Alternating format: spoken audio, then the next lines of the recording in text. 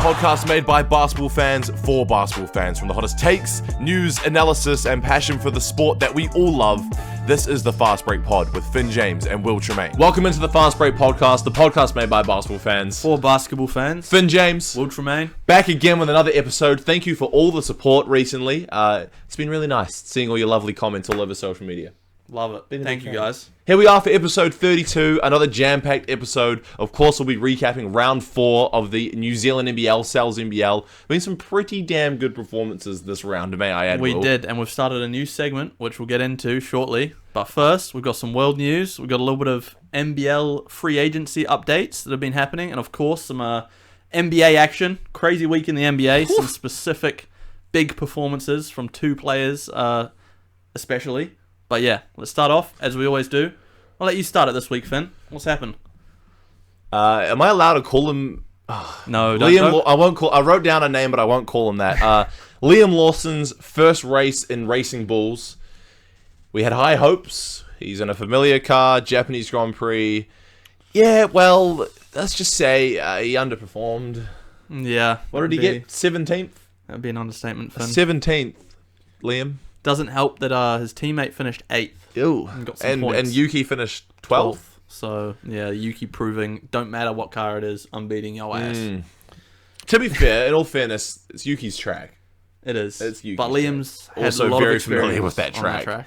Yeah. Unfortunately, he finished 12th. I think, did Verstappen win the Grand Prix? Yeah. Verstappen won the Lando Grand Prix. and Oscar, the 2 McLaren boys. McLaren looks so good, man. Man, they're so good. McLaren looks very good. But yeah, Liam didn't do well. I'm hoping he can bounce back for the next Grand Prix, whenever that is and wherever that is. Not the biggest F1 fan, however, that was a Kiwi in it. I sort of, kind of just keep an eye on it a little bit, some could say.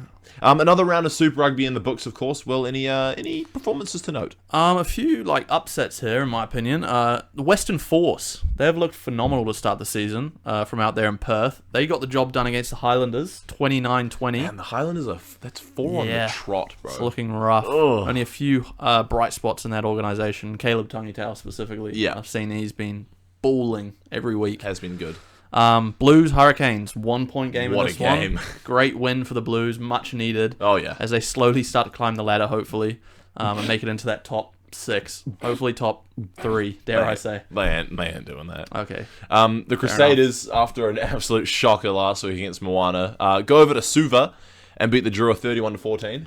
Shout out to the boys in red and black. I would have been a little bit upset if they didn't get this one. Moana, they kept their hot streak going. They keep going. 45-28 win over the Waratahs in this one, proving that just adding someone like Adi Savia can turn an organisation These around. boys love to score points. Yeah. They score so many points. Bro, they're a dark horse, I'll say that now. With Adi Savia, No. I think they're going to make the playoffs. They have the worst. They're making the playoffs. They might make the playoffs, but they have the worst defense in Super Rugby. I don't care. They've got Adi Savia. That's all that matters. Playoffs incoming. Calling it here. And the first game of the round was a top-of-the-table clash between the Chiefs and the Reds at FMG Stadium, Waikato, and the Chiefs actually got up 27-15. So, I don't know, we all talked about how competitive the competition is this year with the Australian teams upsetting a lot of the Kiwi teams, but this was the top-of-the-table clash, and, well, the Chiefs just proved to be too good for Australian teams still. Yeah, fair enough. You could say that, but it's definitely been more competitive. There's no disputing that for sure. No easy beats. Best year of Super Rugby Pacific, in my opinion, in recent memory, for sure. Probably 5, since COVID. Since South Africa had teams like the Bulls, in my opinion. Maybe. The Black Caps got I think a 43-run win over Pakistan last night in Mount Maunganui. It was the last game of the summer of cricket for the Black Caps. It's April. Weird calling it a summer of cricket in the second month of autumn. Oh no, what a shame. I'm really going to miss all that cricket action that was going on. I am. I don't think the Black Caps are back in action until June or July. I think they have a test series against Zimbabwe. No, really? I know, it's so upsetting. Anyway, moving on. A little bit of NBL free agency. What's been happening in the news in the NBL, Finn? This has been one of the most underwhelming first 3 days of free agency in a sporting franchise I've ever seen. I think when NBA free agency opens, it is insane. Day one, Shams is on his phone for 24 hours. And I'm sure Olgun Ulick, who is essentially the Shams of the NBL, probably has been too. However, there hasn't really been any there's been a couple blockbuster signings. Maybe one or two to say at the most. The Breakers have yet to sign anybody. There's been a few re-signings on, player options, mutual options.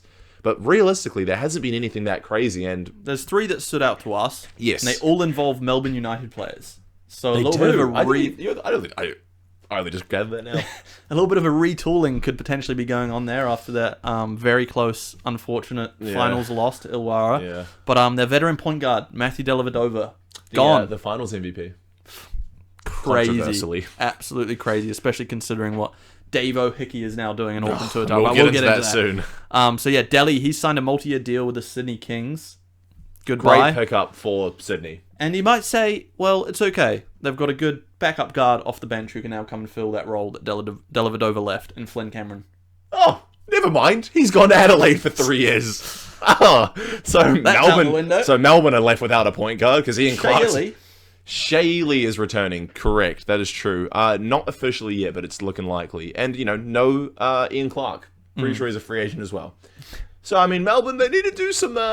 But at least they get to keep Jack White, right, Finn? A bright spot from the team this year.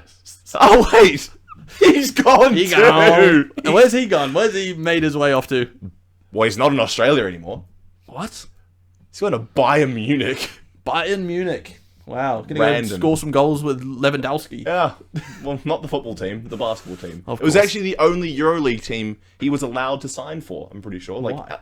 There's an eligibility rule in EuroLeague where you have to, I think, start in a team at a certain time through that specific country's season, and I think the Bundesliga was the only one he could actually play in.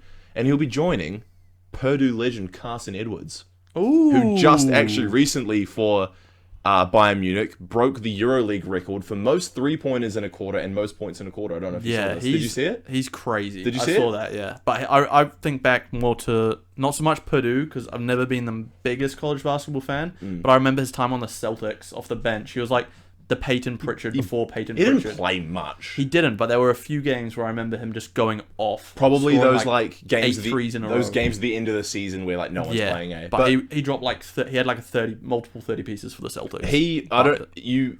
I wasn't really the biggest fan of college basketball around this time either. I think it must have been 2019. I think Purdue were one of those Cinderella teams, and Carson Edwards played on the team, right? And he was just insane. And they didn't make it to the final. I think they might have made the Elite 8. Correct me if I'm wrong. That's pretty hard to make. Wade will be watching this. Wade was a massive fan of Carson Edwards at the time. But what he did on Bayern Munich the other day in the EuroLeague, 26 points in a quarter and 8 threes in EuroLeague. That's crazy. That is ridiculous. So Jack White will be joining him, which is... I don't know. I think this means Jack White won't be playing for Melbourne next year. I'm pretty sure that is out the picture. Yeah, I'm almost positive. I mean, Will McDowell-White was in Europe. He couldn't come back and play. Yanni Witzel as well. So I'm assuming this will be the same for Jack White going forward. So who knows? He might hate his time over there in Germany. Get an early release or something. Hop on a plane back to who knows? Maybe not. He might skip Australia and just hop on a plane to New Zealand. Who knows? So Melbourne is low-key in trouble. You've got an aging Chris Golding who's 37 next year. Yeah. I mean, you have a few other... I think they re-signed Kyle Bowen, I think his name is, who's been playing on the Rams, surprisingly. I don't know if you saw that. He's been okay, but... I mean, other than that, who do they really have? I mean, Ian Clark's off. Shay Lee. He's got to step up, bro. He's already the best defender in the league, but he's got to take an offensive step. Rob Lowe's off contract as well now, who was their starting center. I think Marcus Lee's off contract. Man, Melbourne's going to be getting pretty damn busy in the next month, I reckon. Yep, that's one team that we might definitely be able to jump next season as Breakers fans. Oh, well, I mean, it really all comes down to who we're able to re-sign and Rob Lowe? Praying that Taco Fall doesn't return in a Breakers jersey. Surely Rob Lowe replaces him. Maybe, but yeah, I wouldn't say there's really any other crazy notable signings so far in NBL offseason, which honestly has kind of surprised me. No doubt there'll be more next week, though, so stay tuned for those. We'll definitely have some more free agency updates for you guys. But anyway, what's been happening in the NZ NBL, Finn? This tournament has been so exciting to start the year. I'm loving it. This has probably been one of the most competitive years of Sals NBL I think I've seen since I started really sinking my teeth into it in the last, 2 or 3 years. It's very entertaining. The only teams that are winless right now are the Nelson Giants and the Indian Panthers. Indian Panthers, I'm not surprised. The Giants, though, I don't think I really saw this one coming. They have a pretty good team, but for sure, they've just come up short in 5 games, and I'm sure they're going to be able to turn their season around. I mean, they've got a great coach, great fan base, some really good players, but I mean, the Giants still sit 0-5. One of the lads mentioned earlier today, do the Indian Panthers get a win this season? Could they go winless the whole year? I would not like to see it. Sorry to any Indian Panthers fans or players watching this episode right now. Is there any fans? I don't know. Well, there's... I mean, they're in out there at Bruce Pullman. They're in Tuckanini, which is, the demographics there, to be fair. Yeah, exactly. I would like to see them get a win, but I haven't seen it so far from their team. Look, I don't want to be rude, but I heard a theory, right? And this is going to sound so bad, but I'm going to say it anyway. Oh my god. They have 3 Indian players that have come in so far. It's not going to cancel us, is it, Finn? This isn't going to cancel me, and I think this is just me actually potentially just spitting facts on the pod right now. Fair enough. They're 0-5. They're playing Southland right now. If you want to pull that up while I run the spiel, we'll get a live score update. My theory is I think they have another import coming in, some big Chinese dude who might be Yao Ming in the reincarnating, who doesn't really look that good, and then they got these other Indian guys coming in. Are the Indian guys actually going to be better than the current Kiwis filling in their spots?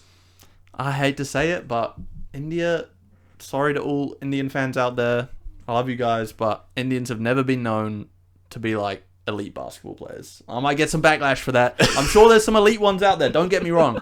Probably like half of their country could cook me in a 1v1, so I'm not saying anything bad, but I just never have associated the words of India and basketball together. No. I think New Zealand is definitely a higher level nation on the global stage in terms of basketball, obviously. We smoke them every time we play them in Asia qualifiers. And I mean, we've got our best players playing here in New Zealand, so if India sends over their best players, they're not going to be as good as New Zealand's best players. We don't even have New Zealand's best players playing in this, but they're still better than India's best players. Yeah. But what I'm thinking is the Kiwi boys that are currently filling in on this team might be better than the Indian players coming over. So are they going to get worse?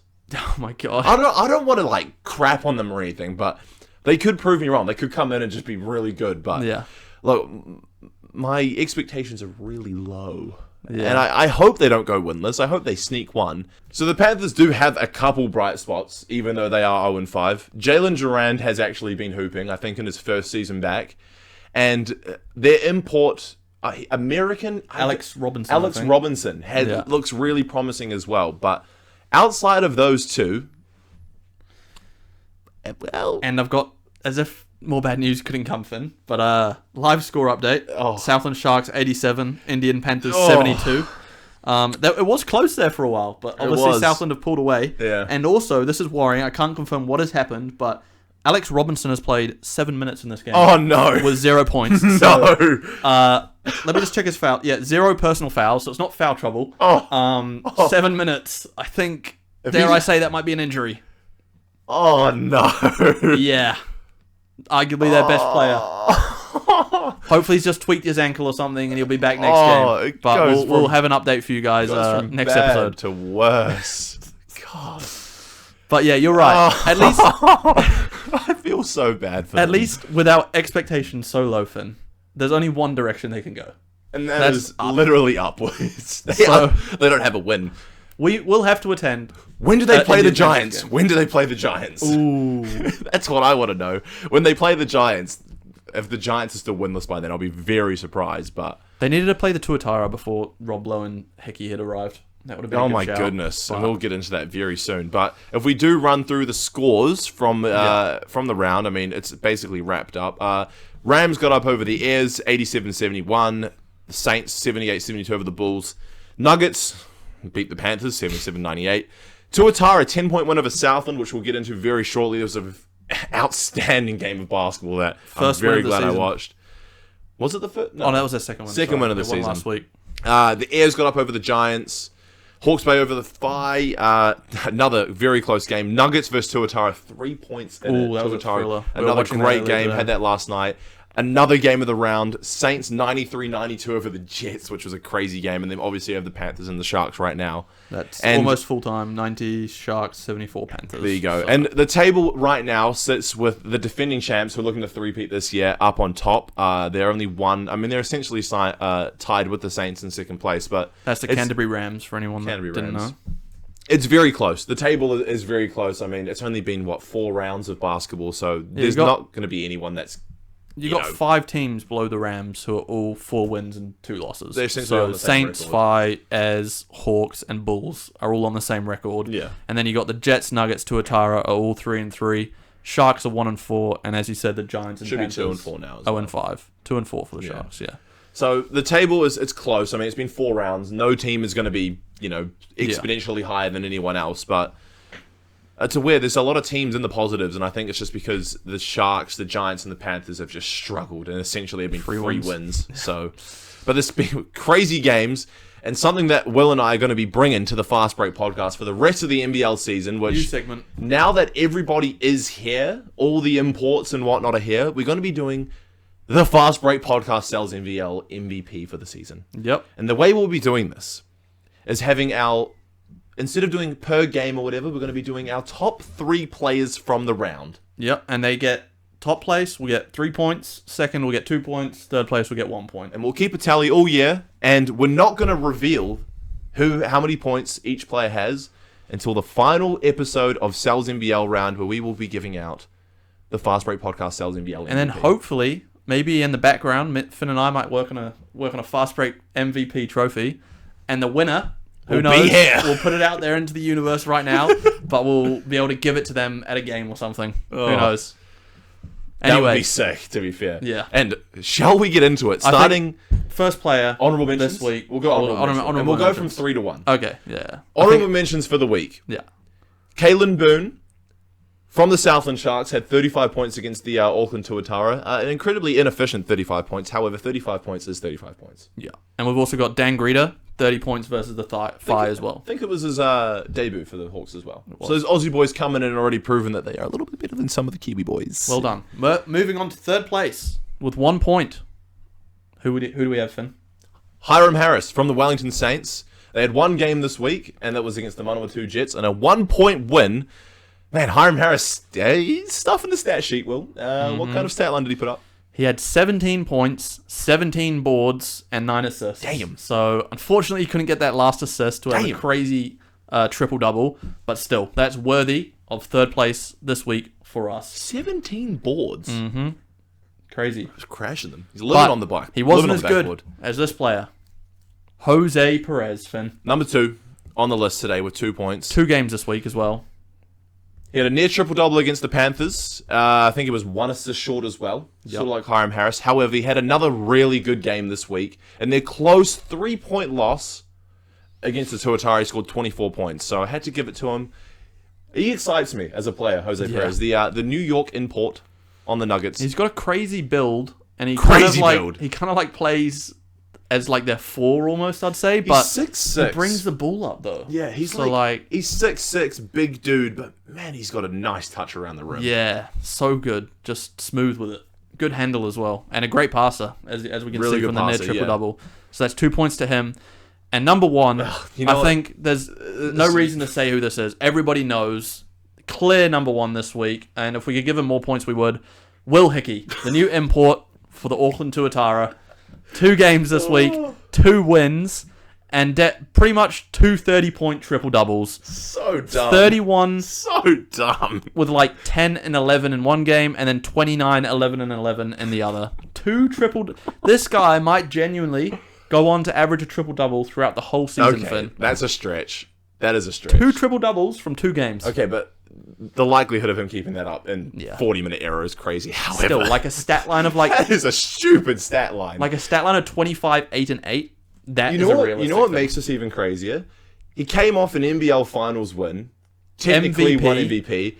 Imagine the week that he had on the piss. The week after that.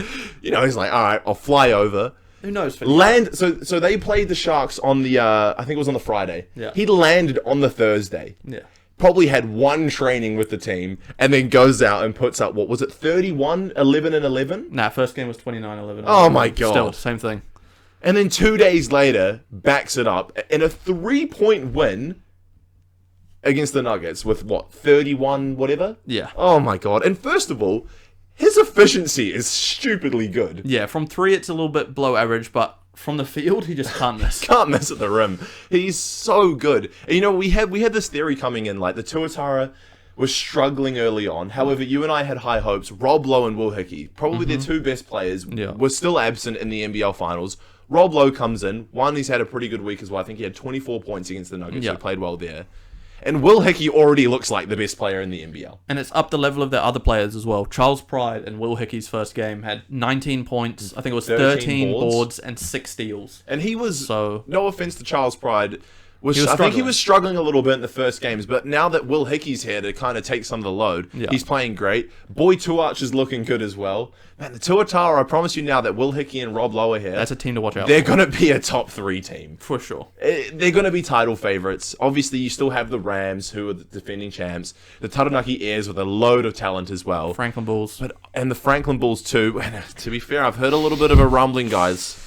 Or should I not? Maybe I won't. And let me also just go back in the future. Maybe in the future, just go back and clarify as well, Finn. That who knows? Maybe Will Hickey, he didn't go and get on the piss after that finals win. Maybe he's like a good, grounded father who just went back and enjoyed time with his family before he came back here. We can't be guessing that he went out. There is got on absolutely no chance. Who knows? But holy, what a start to Sals NBL for Will Hickey. I mean, if he's not jumping into the favourite from MVP off the go, then I don't know what's going on in the panel of the NZNBL. But a great round and a very exciting one. Some incredibly close games. Will Hickey, welcome to the Sals NBL. I'm glad you're here, mate. I'm going to be very surprised if somebody in the NBA Summer League doesn't scoop this guy up. 100%. And the thing is, that's going to be a blow for the Tuatara because the Summer League is during the Sals NBL season. So he might miss a few games if he decides to go over. However, if he keeps on this hot streak and the Tuatara, make the top of the leaderboard and kind of extend, like, they kind of get a little bit of a gap from second, maybe they'll be all right without him for a few games. But with Rob Lowe still there as well. I mean, basically 30-point triple-doubles. Of course somebody in the States I have a small inkling that we'll be seeing him a lot more on this list of the Fast Break Podcast MVP ladder. Yeah. So stay tuned for that. That is the very first week of the Fast Break Podcast Sales NBL MVP tracker. Will Hickey 3 points, Jose Perez with 2, and Hiram Harris with 1. Yep. Crazy. That's all for NZNBL this week, guys. But we've still got some NBA action. Bit of a crazy week. Some massive performances. We'll start off with none other than Nikola Jokic, highest scoring triple-double in NBA history. 61. I think it was 10 and 10. I think he just got it. I don't know. It was stupid, though. But 2 OT loss.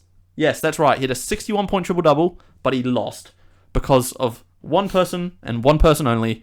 Yes, I'm blaming all of it on him, Russell Westbrook. One of the biggest chokes in NBA history. Almost as bad as LeBron's last week as well against the Bulls, but they're both up there. Crazy. You know, I love to see Nuggets fans upset, but however, this was history made, and Westbrook, what have you done? First of all, you missed the wide open layup. You made the great play, get the steal. Yep. You missed the wide open layup. Hey, I don't even think he should have taken the layup for starters. He could have dribbled it out. It's a wide open layup. You're taking that up one. Pass it to like a better shooter who just takes free throws. No, I'm taking that. So the wide open layup is easier to make than 2 very clutch free throws. That's what you'd hope, wouldn't it be? Apparently not. Yeah, and then he goes down and even just talking and thinking about it makes me angry. Why are you fouling Nickeil Alexander-Walker on a 3-point attempt? Yeah. God. Is it worse than LeBron's? Maybe we'll put a poll down there, guys. What's the biggest choke? Westbrook against the Timberwolves or LeBron against the Bulls the other week when he inbounded it to Josh Giddey? Nah, that one's not as bad because Giddey had to hit a half-court shot to win the game. Still, LeBron can't be making that play, bro. Oh, God. With the experience he has. Sorry I'm coming at LeBron a little bit out of nowhere. catching a couple strays. But, Westbrook. You know what's crazy? That was the best performance of the night, but damn, what a day that was. Yeah.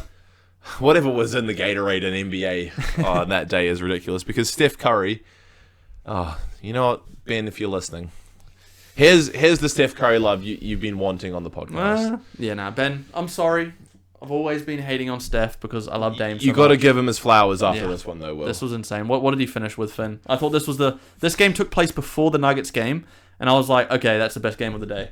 Apparently not, but it's a debate, for sure. 52, 10 boards, 8 assists, and 5 steals. That's not all. On 12 three-pointers. Insane. And they won, to be fair, which also helps. He's had a slow season. We've talked about it quite a bit on the podcast.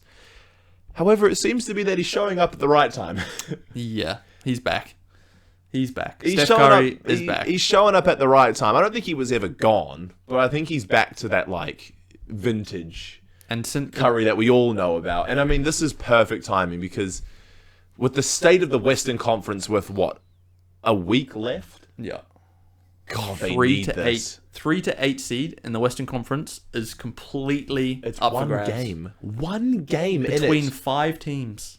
Between 3 and 8, there is one game between them all. Yeah. Like 47 wins, 46 wins, and 45 wins. This could go any way from 3 to 8. think The this- Nuggets could even drop to... I've seen there's a reality where the Nuggets could drop to the 8 seed and be in the play-in. Jesus. Just imagine that.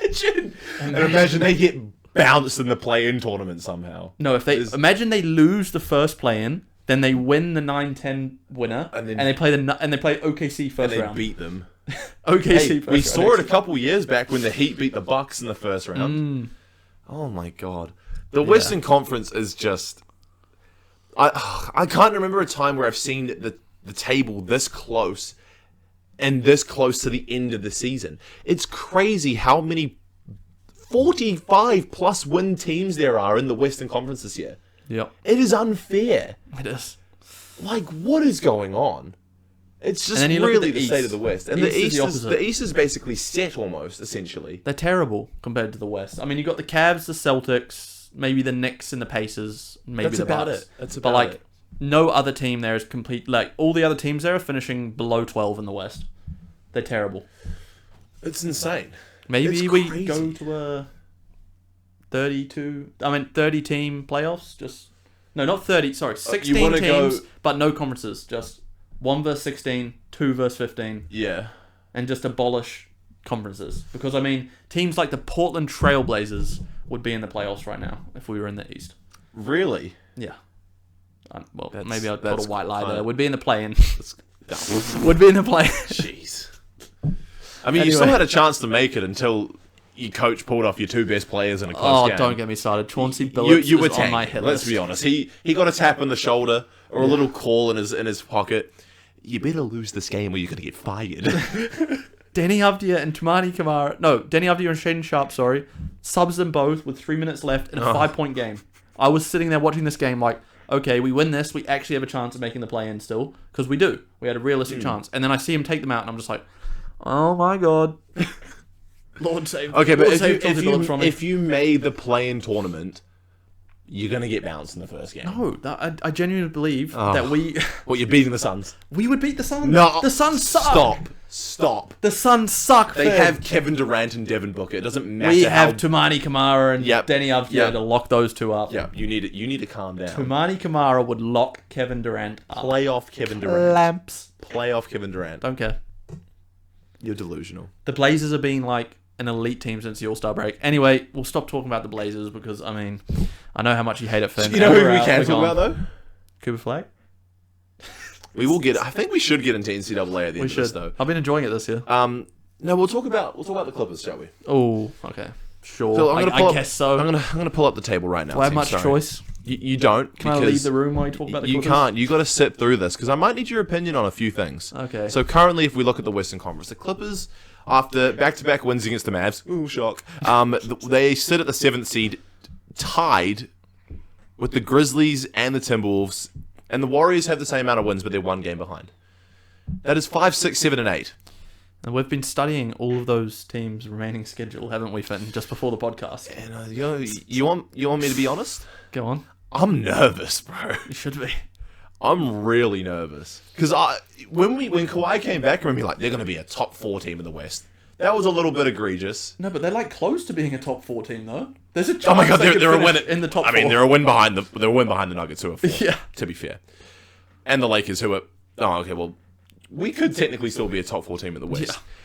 However, Norman Powell has been, unfortunately, as much as I love him, I have his jersey now and everything, been very underwhelming since coming back from injury. Mm-hmm. However, I think that's because Kawhi Leonard, James Harden, and Ivica Zubac have been so damn good. Honestly, and I hate to say this because I know you're just going to feel so good about it, they've looked like one of the best big threes in the NBA recently.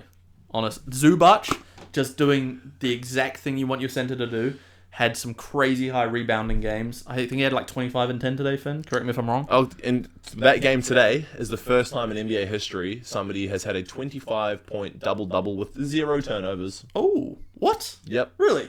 Yep.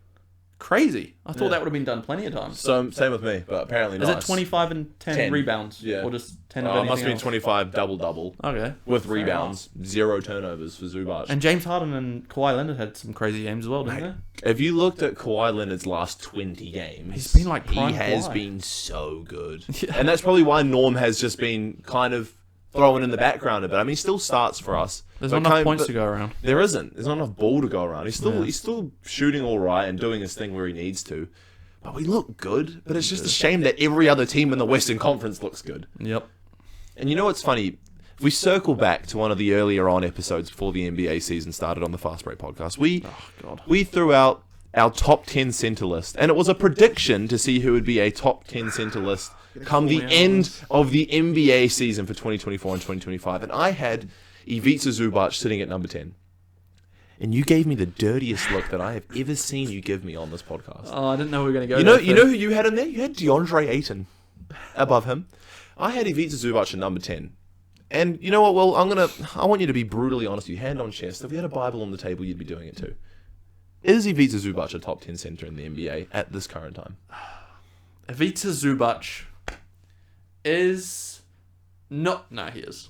He is a clear top 10 center. I would even so good. maybe argue like 8 or 9, to be honest. He is really good. He's a beast.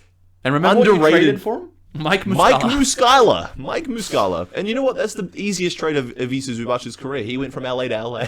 Yeah. Bro didn't have to do anything. Bro just had to go to a different arena the next day. Less We were precious. still playing at bloody Crypto.com at that point.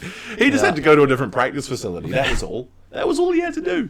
And he has flourished this season, and I predicted he would. And honestly, completely underrated defense. I feel like it doesn't get spoke about enough. Obviously, not in the depoy race at all, which I think we need to touch on just quietly, very quickly as well. We'll do this at the end. But he is very good. He does everything that we needed to do. I mean, he even came out recently and said he's wanted to play with a point guard like James Harden his entire career. And that's the reason Essentially why... just a pass first. That's the only reason why Zubac is probably good. Well, he does a few other things good, but playing alongside James Harden has elevated his game offensively for sure. And that's the whole reason he's good. Honestly, as much as it pains me to say it, the Clippers are a scary team. And I really... Look, I'm telling you now... I don't want to be in this situation where I know we're going to be sitting... When the playoffs come around, we no doubt we're going to be sitting watching some games together, maybe like a playoff day where we watch a bunch of games. Oh, yeah. I just can't bear the thought of sitting there as the Clippers are up 3-0 in a playoff series and Finn's just sitting there looking at me going... I told you so. Yeah. Like, oh my God, that's Look, I'm telling you now, if we somehow do slip into the play-in tournament and we somehow become the 7th seed... Oh, you're beating the Rockets. I would... If you were a Rockets fan... You should be nervous. Sorry, if Trav. if you had to face the Clippers in a 7-game series as a Rockets fan, I would be nervous. Sorry, Trav, but the Clippers are beating you. You lack the experience. We match up perfectly, and we have Kawhi Leonard. Yeah, Who was Kawhi in the- Leonard on in- any player in the league, and he's locking them up. He played a back-to-back. The first time in how many years he played a back-to-back. Yeah, that's crazy. He's actually looking healthy. Yeah. And James Harden is just still somehow so saucy. You know, efficiently. Efficiency kind of sucks, but always has. It don't matter though, guys, because what's going to happen is the Clippers are going to fall into the play-in. They're going to lose the first play-in. Then they're going to win the second play-in. And they'll play the OKC in the first round and get swept. So that could happen. I'm happy, and I'll be laughing at Finn if that happens. Jeez, yeah, fair. Because next year, you guys have got to be better, right? Because you've got such a great young core. Oh, here we go again. Here we go again. Yep. What you know about Jordan Miller? You know what? What you know about Jordan Miller? I'll guarantee you right now. Guarantee. Portland will finish higher than the Clippers next season. Oh my god. Write it down in your notebooks. Get a grip. Next season, 100%. No way. 100%. Are you delusional? Are you? Brother, our players are getting better. Your players are getting worse. And we're not that close. Oh. We're not that far apart. You have 10 wins more than us. Am I wrong? No. Exactly. Sure. Thank you. We'll see next year. Please, just we'll see what kind of draft pick the you day get. that the Portland Trailblazers play the Los Angeles Clippers in the playoffs. And we beat you 4-0. Yeah. No, you won't beat us 4-0. I wanted to touch on this as well. Defensive Player of the Year. Draymond Green is, I think, the current favorite to win Blaze. Can we just like think about that for a moment? Insane. Shouldn't even be top 5. Like, obviously, if Wemby was here, he would have been unanimous. Like, it would have happened. How was he ahead of Evan Mobley or Dyson Daniels? And Jaren Jackson and anyone else. Yeah, like... I'm taking all those guys out. It's just a narrative. It's a complete narrative. It has to just be. pushed by the Warriors organization because they've been on this hot winning streak and they want everybody to think that they're the OG 2015-16 Warriors again, where Draymond was an elite player and an all-star. So they're trying to get him another trip. They're trying to get him another depoy because everyone knows that from next season onwards, no one else is winning that award for 10 years. It's Wemby's for his whole career, essentially. But he'll be the next player to win a depoy and an MVP in the same year. Last was Giannis, right? Yeah. Wemby will be next. You know what? You could even go as far to say he wins depoy, MVP, and a championship in a year in the next decade. Did Giannis do that? Did he win the championship in his MVP and depoy year? No, he No? didn't. Okay. They won in 2021. Yeah. What was his MVP? 2019. Yeah. I think it was before COVID. Okay. So yeah, no, he didn't. I think it was the year after James Harden, maybe actually. So it might have When been they should have. It might have been 2019. Yeah, it was The one where it should have been James Harden, but it was Giannis. But then the one where it was James Harden should have gone to someone else. LeBron, I think. something like that.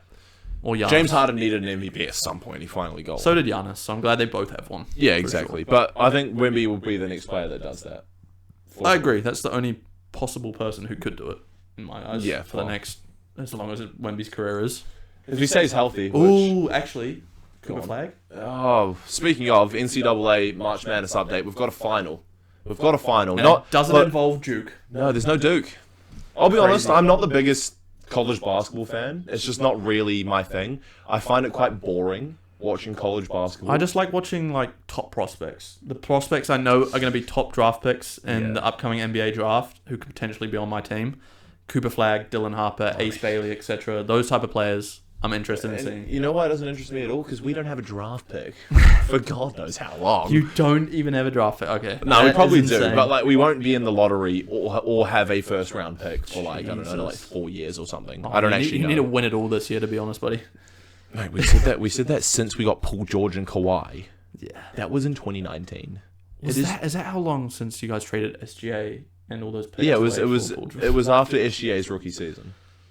Right, yeah. Yeah, because he didn't have much potential, did he? No, zero. None at all, actually. Oh, well. I'm going to remind you of that trade till the day. Yeah, I know.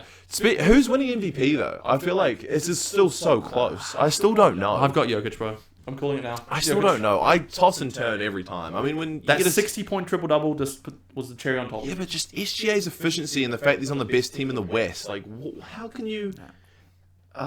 Someone put it do you think it's going to be one of the closest MVP races we've had in recent years? For sure. Yeah. But I saw a clip where someone was saying, we're going to look back in 10 years at Jokic's stats from this season. Like 29, I think almost 30. It might be 30 now, actually. Is he leading the league in scoring?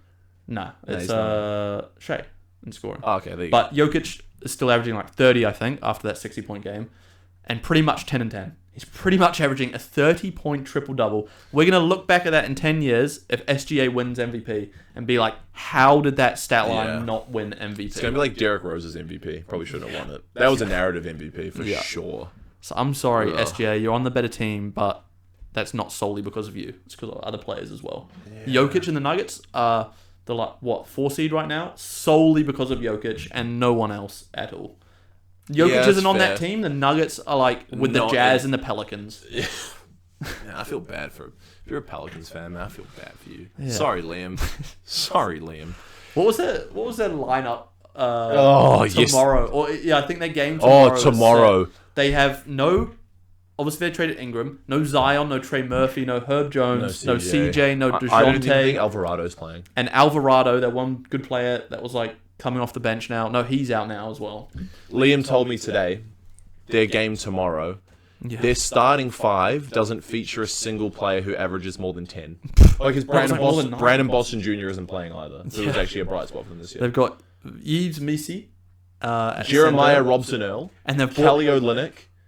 They've brought back... No, Kelly Olynyk's out as well, I think. Oh, my God. They've brought back Alfred Payton, who they waived earlier in the season. Bro, after a 24-assist game. Yeah, which was so crazy. So he's very deservedly back in the Pelicans lineup.